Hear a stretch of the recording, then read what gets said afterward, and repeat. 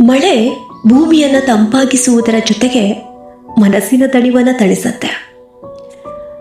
ಭೂಮಿಯನ್ನು ತಂಪಾಗಿಸುವ ಅದರ ಸ್ಪರ್ಶ ಮನಸ್ಸಿನ ಒಳಗಿದ್ದ ಅನೇಕ ಕಥೆಗಳನ್ನು ಎಚ್ಚರಿಸುತ್ತೆ.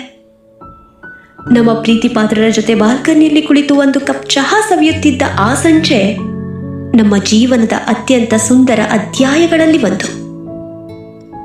ಆ ದಿನಗಳನ್ನು ನೆನಪಿಸಿದಾಗ ಅನ್ನಿಸೋದು, ಜೀವನವೆಂಬ ಓಟದಲ್ಲಿ ಬಾಲ್ಯದ ದಿನಗಳು ಮತ್ತೆ ಸಿಗದ ಅಮೂಲ್ಯ ನೆನಪುಗಳು. ನಾವು ಯಾವುದೇ ದೇಶದಲ್ಲಿ ಇದ್ರೂ, ಯಾವುದೇ ವೃತ್ತಿಯಲ್ಲಿ ಇದ್ರೂ ಆ ಬಾಲ್ಯದ ನೆನಪುಗಳಿಗೆ ಸರಿಸಾಟಿಯಾಗುವ ಸಂತೋಷ ಮತ್ತೊಂದಿಲ್ಲ. ಮಳೆಯ ಅನುಭವ ಎಲ್ರಿಗೂ ಒಂದೇ ಇರೋದಿಲ್ಲ. ಬೆಂಗಳೂರಿನ ಟ್ರಾಫಿಕ್ನಲ್ಲಿ ಸಿಲುಕಿದವನಿಗೆ ಅದೇ ಮಳೆ ಬೇಸರವಾಗಿ ಕಾಣುತ್ತೆ. ಹೊಲದಲ್ಲಿ ಆಕಾಶದತ್ತ ಮುಖ ಮಾಡಿ ಕಾದು ನಿಂತ ರೈತನಿಗೆ ಅದೇ ಮಳೆ ಹಬ್ಬವಾಗಿ ಕಾಣುತ್ತೆ.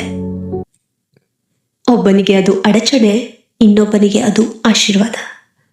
ಒಂದೇ ಭೂಮಿ, ಒಂದೇ ಆಕಾಶ, ಒಂದೇ ಮಳೆ, ಆದರೂ ಅನುಭವದ ಬಣ್ಣಗಳು ಮಾತ್ರ ವಿಭಿನ್ನ.